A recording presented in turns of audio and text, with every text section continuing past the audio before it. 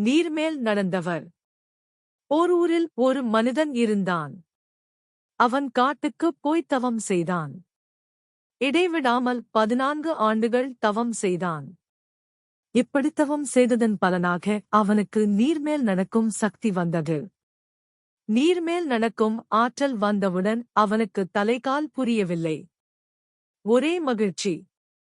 இந்த மகிழ்ச்சியை யாரிடமாவது சொல்லி தன் சக்தியை மெய்ப்பித்துக் காட்ட வேண்டும் என்று அவனுக்கு ஆவல் உண்டாயிற்று. அவனுக்கு குரு ஒருவர் இருந்தார். அவர் சிறந்த அறிவாளி, பெரிய மகான். இவரிடம்தான் முதல் தன் வலிமையைக் காட்ட வேண்டும் என்று ஓடினான். ஆரவாரத்தோடு சுவாமி சுவாமி என்று கத்திக்கொண்டு ஓடினான்.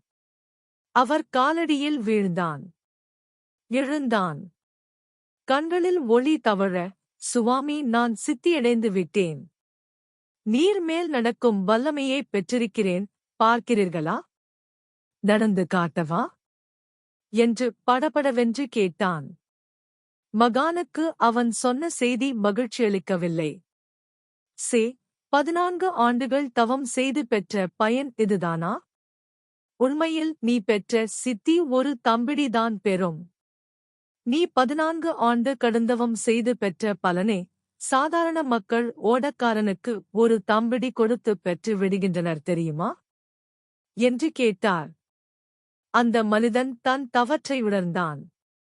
தன் தவம் வீணானதை அறிந்தான். அன்று முதல் அதிசயங்களில் ஆசை வைப்பதை நிறுத்திவிட்டான்.